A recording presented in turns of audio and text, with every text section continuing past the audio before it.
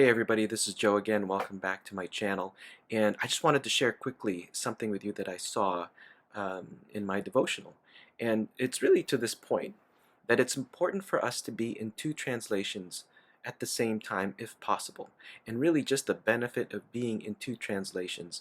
We are so blessed right now to have a lot of really good, faithful modern translations that it would really benefit us if we were utilizing them on a regular basis or using more than one, um, just to compare chapters, to compare verses that maybe we're in.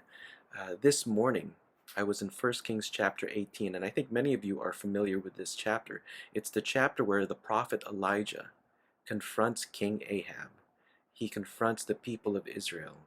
He confronts the prophets of Baal. And many of you are familiar with the situation, what happened there, right? Elijah goes to Ahab and says, to King Ahab and says, bring the people to Mount Carmel. I'm going to talk to them. I'm going to show them and demonstrate God's power. Bring them to Mount Carmel. So Ahab brings the people over to Mount Carmel. Elijah also tells Ahab, bring the prophets of Baal. So King Ahab brings the prophets of Baal. And in verse 20, where is it? Verse 21. Actually, let me start in verse 20. I'm going to read from the New American Standard Bible, and then I'm going to read from the English Standard Version. Um, so verse 20, it says this in the NASB. So Ahab sent a message among all the sons of Israel and brought the prophets together at Mount Carmel. Now verse 21, it says this, Elijah came near to all the people and said, how long will you hesitate between two opinions? If the Lord is God, follow him, but if Baal, follow him. The narrative goes on. Um, the prophets bring their altar or their sacrifice on the altar, and they're trying to see if Baal is going to show up.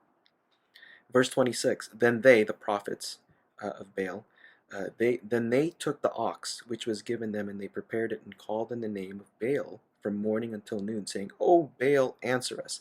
But there was no voice, and no one answered.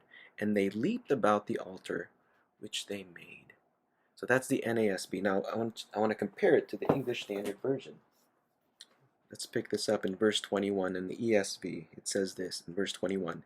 And Elijah came near to all the people and said, how long will you go limping between two different opinions? If the Lord is God, follow him, but if Baal, then follow him. Notice there in the ESV, the word limping is used instead of hesitate. Why is this important? Well, in verse 26 it says this, but there was no voice. Same verse that I read from the NASB. This is the prophets of Baal. Um, Actually, let me start from the beginning of verse 26. And they, the prophets of Baal, took the bull that was given them, and they prepared it and called upon the name of Baal from morning until noon, saying, O Baal, answer us. But there was no voice, and no one answered. And they limped around the altar that they had made. Now, interesting there, huh? That word limp is used by the ESV, but not used in the NASB.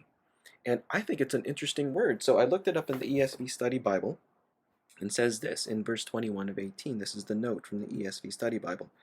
The rare Hebrew verb pasach occurs again in verse 26, where the prophets of Baal limped around the altar. The irregular steps of their ritual dance portray an inability to move properly. The worship of the people is no better than the worship of these prophets, as they refuse to choose between the Lord and Baal, but look to retain both options. Now, isn't that interesting? The use of the word limp. Now, it's probably meant to be an idiom. I still have to do much more research in that word, pasach.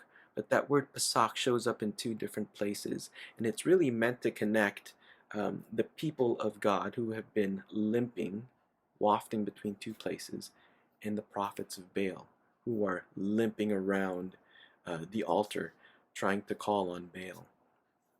Anyway, all that to say is I think our times in the scriptures could be much more rich, a lot richer and a lot fuller and a lot more, where we get to see a lot more nuances in the word if we are in two translations.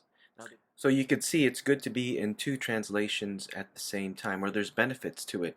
Now, the two translations that I compared are the NASB and the ESV, and this is in no way meant to say that one translation is better than the other, but rather the point of this video really is to utilize two translations, two good modern translations, because we have been so blessed as followers of Christ to have great modern translations of the Bible, and it's just good to use them, to make use of them. Anyway, I hope this video blessed you. I hope you liked this video. If you did like it, please hit the like button and also subscribe to my channel. Thanks. Have a great day.